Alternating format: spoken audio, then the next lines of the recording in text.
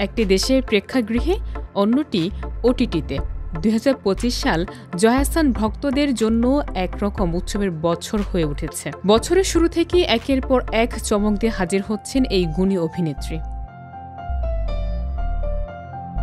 প্রেক্ষাগৃহে মুক্তি পাচ্ছে ফেরেশতে। বাংলাদেশ ও ইরানের যৌথ প্রযোজনায় নির্মিত এই সিনেমার পরিচালনা করেছেন ইরানি নির্মাতা মুর্তজা অতাশ জমজম। সমাজের সুবিধাবঞ্চিত এক পরিবারের মানবিক গল্পকে ঘিরে নির্মিত হয়েছে সিনেমাটি।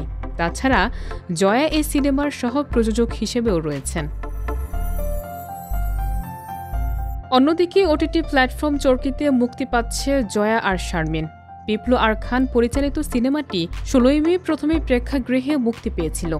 এবার দর্শকরা ঘরে বসে চরকিতে উপভোগ করতে পারবেন।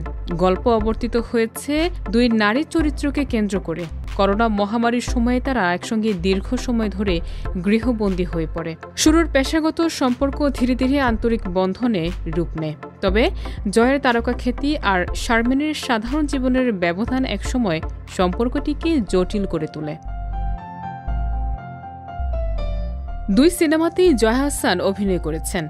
নিজের নামের চরিত্র এবং সহ-প্রযোজক হিসেবেও রয়েছেন।